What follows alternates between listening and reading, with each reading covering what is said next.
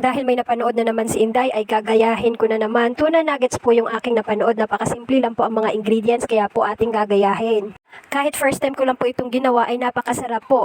Ito pong mga ingredients ang ating mga gagamitin: patatas, itlog, carrots, all-purpose breading mix, malunggay, at breadcrumbs at tuna po.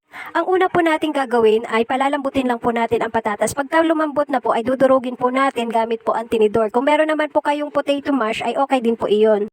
Pagsama-samahin na po natin ang mga ingredients, yung patatas po, carrots, malunggay, sibuyas at bawang, tapos po ang tuna, tapos po lagyan po natin ng isang itlog, at tapos po yung all-purpose breading mix.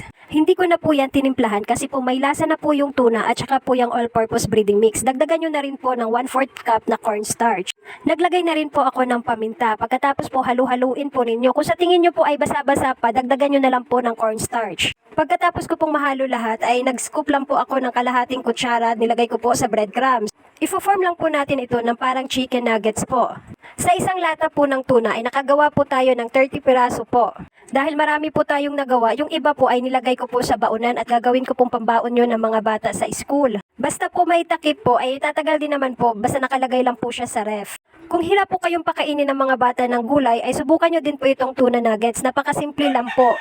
Dahil 30 piraso po ang aking nagawa, yung 15 piraso po ay nilagay ko po sa baunan. Gagawin ko po yung pambaon ng bata sa school. At yung 15 piraso naman po, yun po ang ating kakainin po ngayon. Dahil mainit na po ang mantika, ay magsisimula na po tayong magprito. Kapag na golden brown na po yan, ay luto na po. Yung lasa ng tuna nuggets. Masarap po!